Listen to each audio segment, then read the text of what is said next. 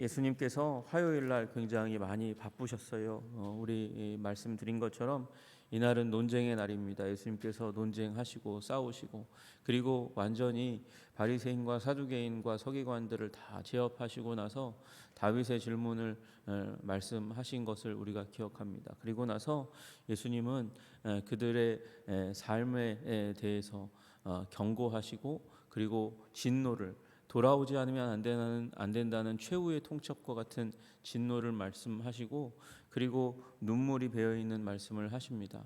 얼마나 암탉이 그 날개 아래 새끼를 모으려고 한 것처럼 내가 너희를 모으려고 했느냐. 내가 얼마나 많이 선지자들과 하나님의 사람들을 보내서 너희들을 하나님의 말씀 가운데 살도록, 그렇게 순종의 삶을 살도록, 주님 품 안에 살도록 그렇게 애쓰고 힘썼는지 너희가 알지 않냐. 그렇게 말씀하시고 나서는 이제는 이 성전 중심의 유대교의 종언을 말씀하신 거거든요. 이제 끝났다고 말씀하신 거예요. 그리고 나서 나오시면서 하시는 말씀이 돌 하나 돌 위에 남지 않게 완전히 철저하게 끝장나게 될 것이다. 유대교가 끝장난다. 유대교의 핵심인 성전을 붙잡고 있는 사람들이 누굽니까? 사두개인들입니다. 사두개인들의 권력의 근간이 무너지고 깨어지게 될 것이고, 그리고 그것으로 인해서 촉발되는 유대민족의 비극이 이제 시작되게 될 것이다. 그렇게 말씀하신 것입니다. 그러나 그것만으로는 끝나지 않고 찬송하리로다 주의 이름으로 오시는 이여, 이 찬양이 다시금 유대민족에게 이제 불려지게 될 때, 그때에 회복의 일이 일어나게 될 것이다. 그때까지는 나를 보지 못할 거야. 이렇게 말씀하시는 것이죠. 그러니까 주님께서 이제 다시 오시는 그 시점이 우리 이스라엘의 회복, 유대의 회복이 일어나게 될 것이다. 그렇게 말씀하시는 것입니다. 그리고 나서 예수님 나가시는데 자꾸 구시대의 유물을 자꾸 이제 사람들이 보라고 하는 겁니다. 붙잡습니다. 예수님을 돌이켜서 저 아름답고 위대한 성전을 보라고 이야기합니다. 성전이, 예루살렘 성전이 위대한 성전이면은 틀림이 없습니다. 헤롯이 건축 리모델링 해가지고요, 지중해 세계에서 가장 유명한 건물 중에 하나가 되었습니다. 이 헤롯이 그렇게 한 이유가 있잖아요. 헤롯이 그렇게 한 이유는 그것을 통해서 자신이 이제 지지 기반을 확고하게 하기를 원했던 거예요. 헤롯이 왕으로, 분봉왕으로, 그래서 자기의 아들들이 계속해서 다스리게 될 텐데, 문제는 자신의 혈통이 순수 유대 혈통이 아니니까 항상 유대인들에 의해서 멸시를 받는 일들이 일어나게 됩니다. 그러니까 그 부분을 해소하기 위해서 무엇을 할까? 그리고 예루살렘이라는 이곳 사실은 헤롯이 나타나기 전에는 빈곤의 땅입니다. 예배하러, 제사하러 오는 사람들이 그렇게 많지가 않았던 상황이었다는 것을 우리 기억해야 할 필요가 있습니다. 헤롯이 성전을 건축하면서 멋있게 만들면서 이제 헌금만 멀리서 보내던 사람들에게 이제 그 멋있는 건물이 세워졌으니까, 그 위대한 건물이 세워졌으니까, 하나님을 예배하는 성전이 회복되었으니까, 그러니까 1년에 3차례 예배하러 오라고 했던 그 구약의 토라의 말씀을 따라서 디아스포라 유대인들도 그래도 인생에 몇 번은 와야지, 뭐 이런 얘기들이 이제 타오르기 시작했고, 그리고 한 번 오는 사람들이 보고 나서는 거기에다가 헌금하면서 이제 많은 이 화려하게 되는 일들이 일어나게 되었습니다. 그러니까 멋있게 아직도 계속해서 증개축이 계속해서 일어나고 있는 그 상황 가운데 예수님 저 성전 보세요 얘기하는데, 예수님은 그것에 대해서 돌아보지 않는 거예요. 망했다고 이미 얘기하는 것입니다. 끝났다고 이야기하는 것입니다. 그 얘기를 듣고 깜짝 놀랍니다. 제자들이 깜짝 놀랍니다. 놀랍고도 놀라운 이 일을 예수님이 말씀하시는 거예요. 왜 그러냐면 유대인에게 있어 그 중심은 성전입니다. 성전이 무너진다는 것은 세상이 끝나는 것을 의미하는 것입니다. 성전이 무너진다, 세상이 끝난다. 아니 그 끔찍한 일이 일어난다고? 그러니까 그것에 대해서 이제 나오다가 예수님 저 멋있는 건물 좀 보세요라고 얘기했다가 얼굴이 시퍼래지고 그리고 할 말을 잃게 되는 일이 일어납니다. 그리고 그렇게 말씀하신 예수님 뒤를 종종 따라오다가 예수님이 감람산에 턱 걸터 앉으셨습니다. 우리 마가복음에 보면 예수께서 감람산에서 성전을 마주대하여 앉으셨을 때에, 그러니까 성전을 바라보고 있는 그 자세로 딱 앉아 있을 때에 제자들이 이제 슬그머니 나와서 묻는 거예요. 우리 마가복음에는 베드로와 야고보와 요한과 안드레가 조용히 묻되 이렇게 얘기하고 있습니다. 이 네 명의 제자와 그리고 제자 여럿이 뒤에서 이렇게 나와서 예수님께 묻습니다. 우리에게 이르소서 어느 때에 이런 일이 있겠사오며 또 주의 임하심과 세상 끝에는 무슨 징조가 있사오리까? 그렇게 묻습니다. 여러분, 우리는 여기에 나와 있는 주의 임하심이라는 단어를 우리 예수님이 재림하실 때라고 즉각적으로 읽게 되는 습관이 있지만, 여기서 말하는 주의 임하심은 예수님이 메시아니까 메시아로 등극하셔가지고 왕이 되시는 왕으로 임하시는 그때에, 그리고 어느 때에 이런 일, 그러니까 성전이 무너지는 일, 그게 잘 매치가 안 되는 거죠. 그리고 세상 끝에는 무슨 징조가 있사오리이까? 이렇게 묻습니다. 매치가 왜 안 됩니까? 주가 임하시면 이제 메시아 나라를, 왕국을 세우시고 로마 나라도 완전히 이제 정복하시고 온 세상을, 예언의 말씀에 따라 온 세상을 지배하고 통치하시는 일이 일어나게 될 텐데, 그런데 왜 메시아의 나라가 서는데, 메시아의 나라는 분명히 다윗의 후손으로 오시는, 그래서 왕이 되시는 분인데 그분이 계신데 왜 성전이 무너져요? 그게 매치가 안 되죠. 그건 불가능한 일입니다. 그건 있어서는 안 되는 일이죠. 근데 그것에 대해서 말씀하셨으니까 주의 임하심과 어느 때에 이런 일이, 성전이 무너지되 돌 하나 돌 위에 남지 않고 완전히 무너지는 일이 일어납니까? 이거 매치가 잘 안 되는 거 아닙니까? 이 문제를 풀어주세요 라고 얘기하는 것이죠. 그리고 세상 끝에는 무슨 징조가 있사오리까? 그 끝이 오는 때, 성전이 무너지는 때에 대해서 그러면 그 전조 증상이 있을 거 아닙니까? 그 전조 증상에 대해서 말씀해 주세요. 그렇게 얘기하는 것이죠. 제자들은 사실은 우문을 하는 것입니다. 모르고 얘기하는 거예요. 예수님이 말씀하신 것에 여러 가지 파편을 가지고 그리고 묻고 있지만 정말 자신들이 무엇을 물어보고 있는지 알지 못하는 상황에 있다는 것을 우리는 이 질문 하나를 통해서 깨달아 알 수 있습니다. 근데 예수님께서 이제 두 가지 차원의 말씀을 하시는 거예요. 하나는 완전히 세상의 끝, 주님께서 다시 오실 우리가 얘기하는 재림의 때에 대해서도 이 말씀 가운데 이제 쭉 얘기하는, 지금 감람산에서 계셔서 말씀하셨기 때문에 감람산 강화라고 불리우는 이 말씀을 통해서 쭉 말씀하시는 그 가운데서 우리는 구분해야 될 부분이 있어요.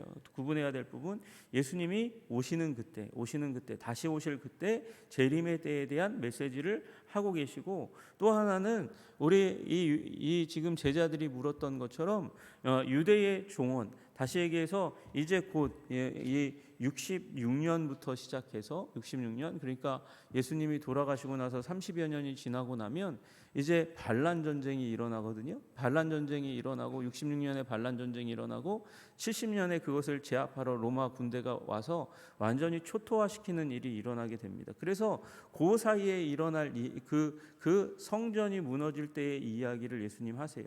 그게 사실은 지금 제자들의 관심사니까. 그리고 그때에 믿는 자들이, 예루살렘에 있었던 믿는 자들이 어떻게 행동해야 될 것, 그 부분을 말씀하시는 거예요. 그러니까 AD 70년경에 대한 이야기와 그리고 주님 다시 오실 때의 이야기, 그리고 그 중간 사이에서 무슨 일이 일어날 것인가에 대한 이야기도 같이 예수님께서 말씀하고 계신 것이죠. 그래서 우리는 이 말씀을 읽어가면서 이 말씀이 그 시점 가운데 예수님은 분명히 그것을 구분하고 말씀하셨어요. 그리고 제자들도 나중에 그 구분법을 알고 성경을, 예수님의 말씀을 기억하면서 성경을 기록했겠죠. 그런데 여러분 그 부분을 우리 제자들도 모르고 있었던 사실이 있잖아요.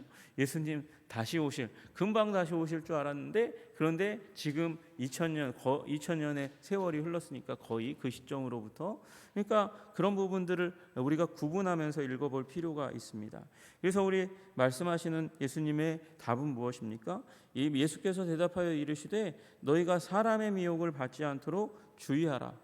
이 마지막 시대에 있을 일, 마지막 시대라고 얘기하는 거 저번에 제가 한번 어떤 설교에서 말씀드린 적이 있습니다. 말세라고 얘기하는 건 예수님이 이제 죽으시고 부활하시고 승천하시고 그리고 다시 오시는 그 중간 시기를 모두 다 말세라고 얘기한다고 말씀드렸어요. 그러니까 이 시기, 예수님이 승천하시고 가셔서 왕이 등극하시고 난 이후에 계속해서 이 역사 가운데 일어날 일이 무엇이냐? 그것이 바로 사람들이 사람을 미혹하는 일이 일어난다는 거예요. 어떤 사람이요? 많은 사람이 내 이름으로 와서 이르되 나는 그리스도라 하여 많은 사람을 미혹하리라 말씀하십니다. 여러분, 역사 가운데서 많은 사람들이 예수님의 이름으로 와서 온갖 못된 짓을 저지른 일이 많이 있다는 사실을 우리 기억해야 합니다. 그리고 그리스도라고, 자칭 그리스도라고 얘기하는 사람들도 와서 사람들을 미혹하고 있다는 사실을 우리는 기억해야 합니다. 지금도 이 시대 가운데 많이 있잖아요. 우리 신이라는 신 정확하게 이름이 제가 기억 안 나는데 우리 OTT 채널 가운데 하나가 신이라고 주장하는 사람들에 대한 다큐멘터리가 나왔어요. 그 중에 신이라고 여겨지는 사람은 단 한 사람도 없이 아주 악인, 더럽고 추악한 모습으로 그 자신들의 종교단체를 이끕니다. 자칭 신이라고 하는 사람들의 만행들이 거기 다 담겨져 있지 않습니까? 여러분, 그래서 신이라고 자기가 메시아라고 자기가 그리스도라고 얘기하는 사람들이 있으면 무조건 피해야 돼요. 무조건 피해야 돼요. 무조건 피하고 그래야 여러분이 그리고 제가 사는 줄로 믿으시기를 주님의 이름으로 축복합니다. 여러분, 우리 예수 그리스도에 대해서 집중하게 만드는 사람들이지 예수 그리스도를 대체할 어떤 사람들을 발견하고 그에게 사람들을 몰아가는 사람들이 결코 아닙니다. 우리 주님은 다시 오십니다. 천사장의 나팔소리와 함께 더불어서 이 땅 가운데 오시게 될 뿐입니다. 다시 육체로 오는 어떤 분에 대해서 성경은 말씀하시지 않고 예수님은 말씀하시지 않고 있어요. 그런데 얼마나 많은 사람들이 보혜사로 왔다고 하는 말에 속고 그리고 메시아로 왔다는 말에 속는지 알 수가 없습니다.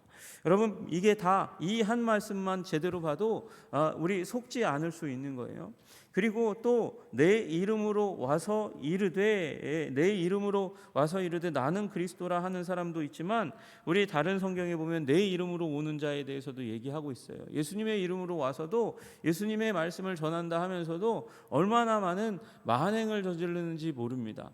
여러분, 그래서 하나님의 이름으로 왔다고 해서 덮어놓고 믿지 마시기를 주님의 이름으로 축복합니다. 여러분, 그게 여러분과 제가 사는 길이에요. 그러면 여러분 어떻게 해야 됩니까? 목사님들이 하는 말도 그럼 믿지 말아야 됩니까? 여러분, 소화하십시오. 그게 하나님의 말씀입니다. 제가 말했다고 해서 그걸 덮어놓고 믿는 게 아니라 정말 그런가? 여러분, 곱씹고 그리고 그것이 하나님의 말씀 전체와 더불어서 상응하는가를 살펴보셔야 돼요. 얼마나 많은 사람들이 하나님의 뜻이라고 얘기하고 성경을 보니까 이렇다고 얘기하고 그래서 많은 사람들이 힘든 시기를 보내는 일들이 역사 가운데 많았는지 알 수가 없습니다. 여러분, 그래서 예수 그리스도의 사람이라 주장하는 사람들의 말을 성령님의 인도하심 그리고 말씀을 읽고 분별력이 있는 하나님이 주시는 성령이 주시는 분별력으로 분별하며 그래야 그게 건강한 교회예요. 여러분 보세요. 여기 우리 성경이 있습니다. 성경이 있는데 구약 성경은 유대인의 전통에 의해서 이게 정경이라고 여겨지는 부분들을 거의 다 저희가 받아들여졌어요. 여러분, 그러면 신약 성경은요? 신약 성경 여기에 나와 있는 마태마가 누가 요한부터 시작해서 요한계시록까지 성경 27권이 있습니다. 여러분, 그런데 그 성경 말고도 그 시기 가운데 초대교회에 회람되던 여러 서신들이 있었어요. 책들이 있었어요. 그런데 그건 왜 버리고 이것만 정했나요? 여러분, 우리 얼마 전에 다빈치 코드 얘기 나오면서 난리 치면서 이 도마의 복음서도 있었대. 막 그러면서 그 도마의 복음을 그걸 읽어야 된다. 거기에 우리가 기독교가 이전에 알지 못했던 아주 큰 신비가 있다고 얘기하는 사람들이 있었습니다. 여러분, 그와 같은 이 책들이 많이 있었습니다. 그럼에도 불구하고 왜 이 27권만 정경으로 받아들여졌습니까? 이 서신들이 널리 읽히면서 이게 하나님께서 사도들을 감동 주셔서, 사도들의 제자들을 감동 주셔서 하나님의 교회, 초대교회를 힘있게 세운 말씀들이라는 것을 읽고 그리고 묵상하면서 그들이 결정한 거예요. 여러분, 그래서 말씀을, 여기 성경을 기록한 마테마가, 누가를 비롯한 바울과 같은 그런 탁월한 저자들이 있지만 이 저작물이 하나님의 백성의 심령에 감동을 주지 않았다면 이건 정경이 될 수 없는 것입니다. 초대교회 지도자들을 비롯해서 많은 성도들에게 이건 하나님의 말씀이라고 그렇게 인정받는 책들이 신약 성경의 정경이 된 것이에요. 여러분, 그만큼 하나님께서는 초대교회 가운데서 우리 사도들에게 성경을 기록할 수 있는 성령의 감동을 주셨습니다. 성령의 감동받아서 그래서 그들이 성경을, 이 서신서들을, 복음서들을 집필한 거 아닙니까? 그리고 또한 동시에 하나님의 백성들에게 읽고 분별할 수 있는 분별의 능력을 하나님께서 허락해 주셨어요. 여러분, 우리 지금 이 시대는 정경이 된 하나님의 말씀을 전할 수 있는 그런 성령님의 해석의 능력을 말씀의 사역자들에게 주고 그리고 전파하게 하시는 줄로 믿으시기를 주님의 이름으로 축복합니다. 여러분, 부족합니다. 때로는 무둔합니다. 때로는 자기 생각에 사로잡혀서 성경을 충분히 제대로 보지 못하는 우둔함이 있지만, 그러나 또한 하나님의 백성들에게 그것을 분별할 수 있는 능력을 허락해 주신 줄로 믿으시기를 주님의 이름으로 축복합니다. 여러분, 그래서 우리에게는 하나님의 말씀을 맡은 사람들만 성령이 감동하시는 게 아닌 거예요. 이 말씀을, 설교를 듣고 그리고 성경을 대하는 모든 사람들에게 그리스도인에게 하나님께서 성령의 감동을 주셔서 하나님의 말씀이라고 인정받게 하시고, 그 인정받게 하면 불일듯 일어나는 각성의 능력을 허락하신 줄로 믿으시기를 주님의 이름으로 축복합니다. 여러분, 그래서 속지 마십시오. 미혹되지 마십시오. 주님께서 주신 분별의 능력을 회복하십시오. 그리고 그렇게 될 때에 하나님의 말씀이 새롭게 깨달아지면 놀랍게 이 마음의 밭이 기경되어지는 각성의 일들이 일어나게 되는 거예요. 각성되면 어떤 일이 일어납니까? 그 하나님의 말씀 가운데 눈이 번쩍 띄어지게 되면 눈물 흘리고 마음이 회복되고 그리고 부흥의 일들이 일어나게 되는 것이죠. 여러분, 우리 그것에 소홀하게 되니까 이 한 말씀에만 충성하지 못하니까 이단이 일어나고 이단 가운데 사람들이 몰려가면서 교회가 신음하고 병들고 아파하고 괴로워하는 일들이 일어나는 것입니다. 여러분, 그러므로 이 말씀 놓고 이 시대를 경계하며 기도하시기를 부탁드립니다. 주님, 이 말씀대로 자칭 그리스도라 하는 사람들이 있습니까? 그들에게 몰려드는 사람들이 있습니까? 그들을 불쌍히 여겨주시고 그들이 회복되게 하여 주시옵소서. 그러나 또한 동시에 제가 하나님의 말씀을 받아서 그 이단의 세력이 무너지고 깨어지고 부서지기를 위해서 기도할 뿐만 아니라 내가 주님 말씀의 사람이 되기를 원합니다. 미혹되지 않겠습니다. 속지 않겠습니다. 이 땅에만 50여 명이 넘는 메시아가 있다고 그렇게 이 이단 전문가들이 얘기합니다.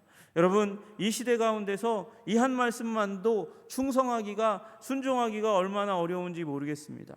여러분, 어느 한 이단은 최근에 어느 도시에서 운동장 하나를 꽉 채워서 수료식을 했다고 얘기하는 일이 있습니다. 이 말씀 보면 그들은 멸망받을 자입니다. 돌이켜야 할 자들인 것입니다. 여러분, 그러므로 주님의 말씀이 너무도 틀림이 없다는 사실을 깨달아 하십시오. 그러나 이 모든 것은 시작일 뿐입니다. 끝이 아닙니다. 이 일은 역사 가운데서 계속해서 일어날 일이라고 말씀하십니다. 여러분, 그러므로 오늘 이제 여러분 이 말씀 붙들고 기도하실 때에 주님 붙들어 주시고 인도해 주셔서 우리가 미혹받지 않게 하여 주시옵소서. 말씀 가운데 서게 하시고 오직 우리 주 예수 그리스도 십자가에 달리신 그분만 바라보는 우리가 되게 하여 주시옵소서.